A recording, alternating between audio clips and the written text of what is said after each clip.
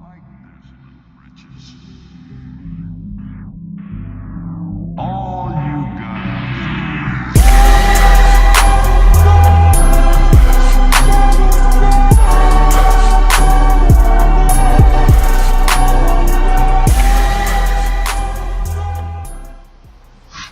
Okay, so I just got done watching season 2 of Marco Polo.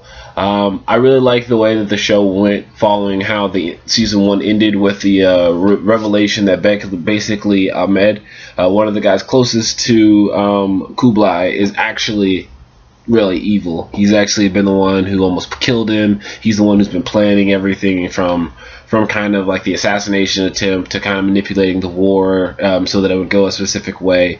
All that was really Ahmed behind in the shadows, which is weird because I thought that he was really loyal for the whole first season, and then it was revealed that he's not.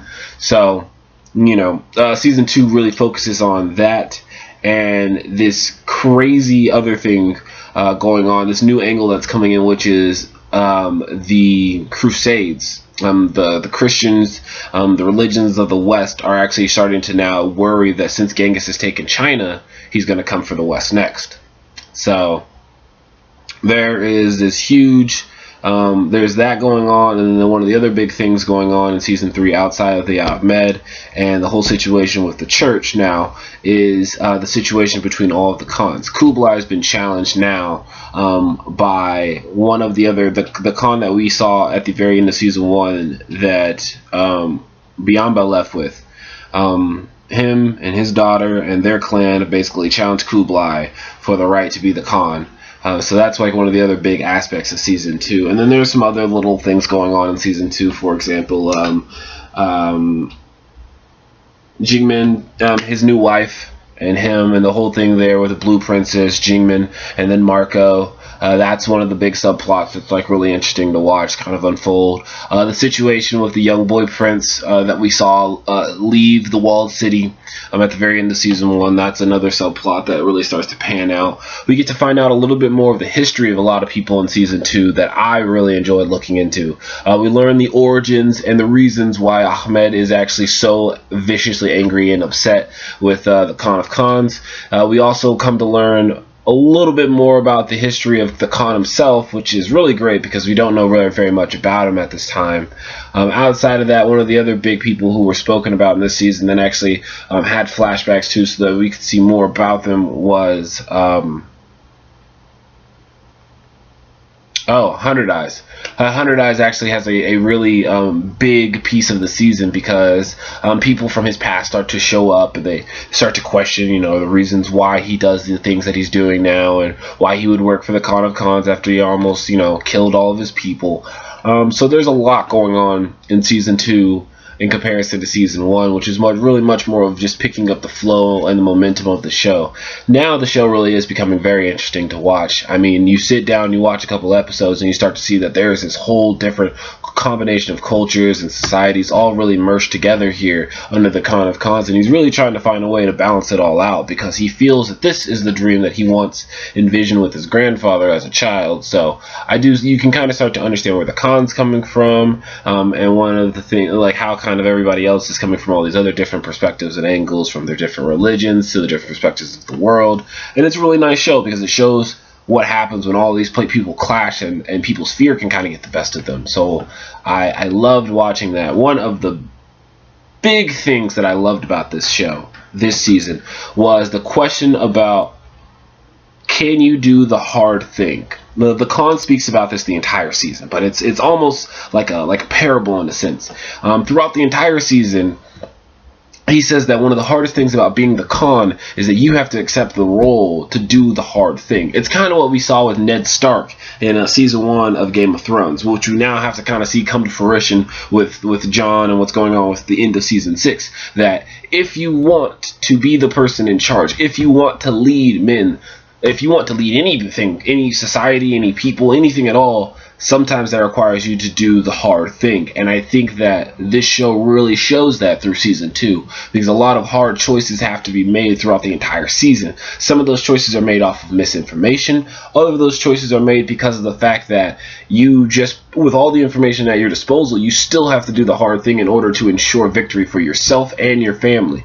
You'll really see that at the very end on episode 9, an episode called Heirs.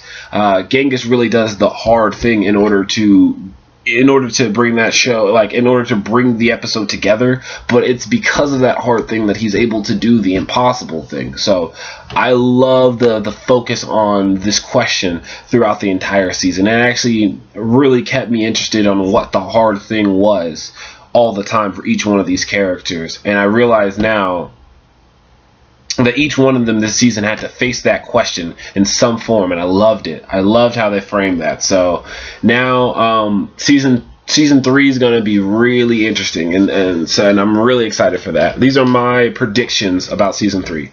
Season 3, I'm really thinking Preacher John's going to come, or whatever that dude is, whoever has like the ghost army that reminds me of the White Walkers in Game of Thrones in season 1 and season 2. It's accordingly some guy in his army that carries a cross that just wipe out people and make them disappear. They're going to be the key focus of season 3, which I'm fine with. That sounds awesome. I'm very excited to see how Genghis can deal with that. One of the other big things that they're going to have to deal with, I think Naya's people are going to now be really upset following kind of what happens at the very end of season 2. I think they're going to have some issues, and they're going to probably be pretty mad about things now that Naya is in the situation that he's in.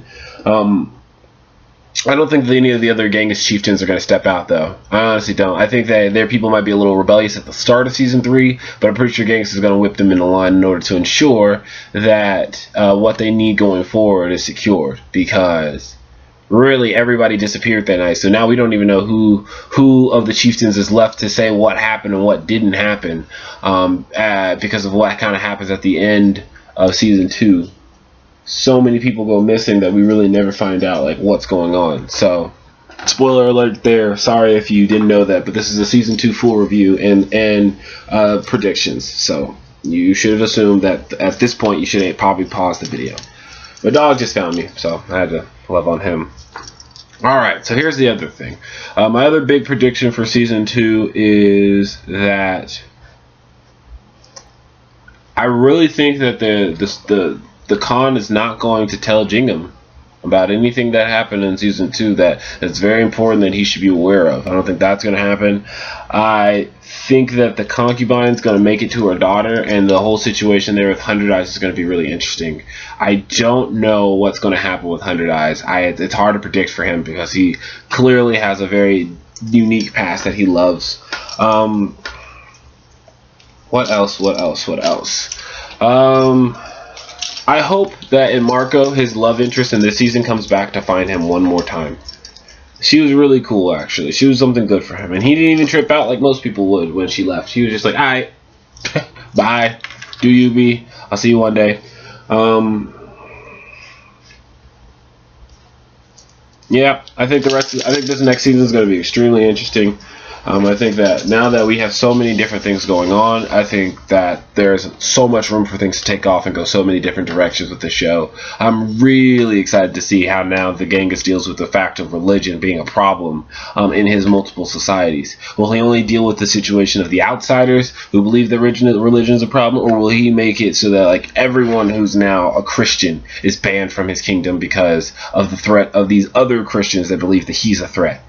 I'm just really excited to see how that whole thing plays out. Like always, I didn't like. I was shocked that what happened with the religion angle in this season. I usually don't like when shows go towards religions because I feel like it gets sloppy, kind of like what happened with season 6 of Game of Thrones. But we gotta wait to see how this goes, because so far I've really actually enjoyed Marco Polo. If they're kind of trying to pitch it as their Game of Thrones of Netflix right now. It's been kind of sort of like that in a lot of ways. I have to admit that there's a pretty good amount of things going on right now that make me want to keep watching the show. So, good job, Netflix. Awesome job there. Hey, guys, make sure you click subscribe on my channel.